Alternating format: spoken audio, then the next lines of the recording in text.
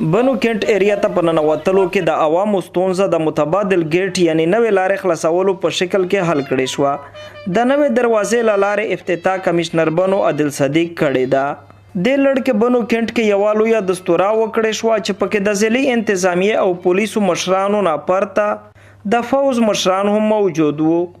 په دې موقع ډیپټي کمشنر بنو محمد علي اظهر وویل په مسلم ګډ باندې په 24 ساعتونو کې لږ تر لږه 4000 پورې کسان کینټ ایریا ته ننوځي چې په ننوتلو کې ورته ستونزې وي ځکه چې سرکاري چارواکي او ولسي وګړي به ټول په یوه لاره باندې ننوتل چې تلاشۍ دوران کې به وخت ور باندې لګېدلو.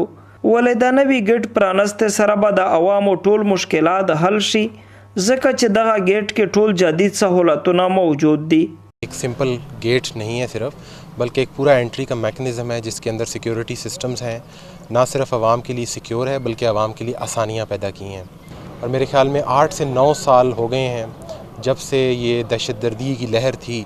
उसके बाद से आवाम का दरीना मुतालबा है कि ये जो सड़कें बंद की गई हैं या जिन जगहों पर ये बैरियर लगाए गए हैं इनको हटाया जाए. आज से ये दीवारें गिरना शुरू हो जाएंगी और आप देखेंगे कि बिल्कुल जिस तरह मीरन शाह हाईवे पहले बाकी हिस्सों में बनी हुई है बिल्कुल हाईवे होगी. वो वक्त किसी को याद भी नहीं आएगा कि यहाँ पर एक गेट हुआ करता था.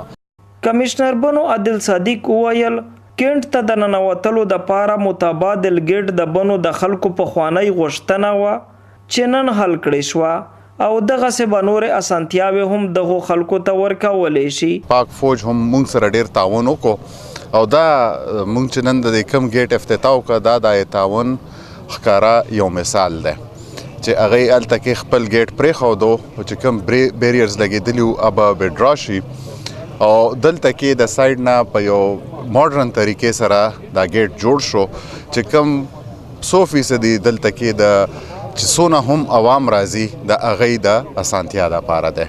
د افتتاحي دستورې نه وروستو مسلم ګډ مخې ته د میرامشاه په سړک باندې د انتظامیه په موجودګي کې د تجاوزاتو په ړنګولو باندې لاس پورې کړی شو.